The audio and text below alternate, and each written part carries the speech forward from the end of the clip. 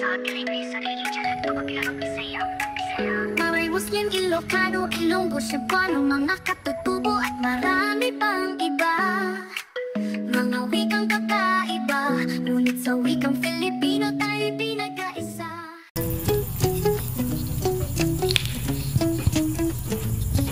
Sa bayan natin, liwanag ng araw, mayroong wika't kultura, pusong naglalarawan. Mga katutubong salita, kayamanan ng bayan. Sa pagpapalawig ng kaalaman, ito'y magsisilbing ilawan. Katutubong wika, sigla ng pambansang edukasyon. Sa pag-unlad ng bansa, ito'y pundasyon. Gabay at ligaya sa bawat araw-araw, pagsasangit ng katutubong wika sa edukasyon ay mahalaga.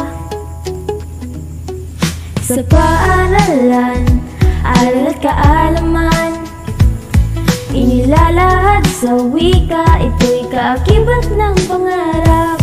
Bawat salita at simbolo, may kwento't halaga. Sa pamamagitan ng wika, kaalaman ay nagniningning na. Katutubong wika, sigla ng pambansang edukasyon. Sa pag-unlad ng bansa, ito'y pundasyon. Gabay at ligaya sa bawat araw-araw, pagsasangit ng katutubong wika sa edukasyon ay mahalaga.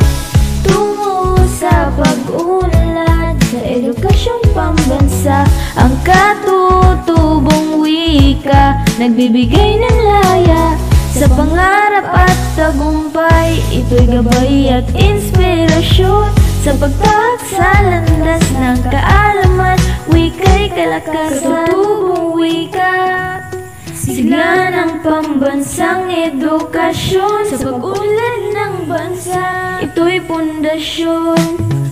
Gabay at ligaya sa bawat araw-araw, pagsasangit ng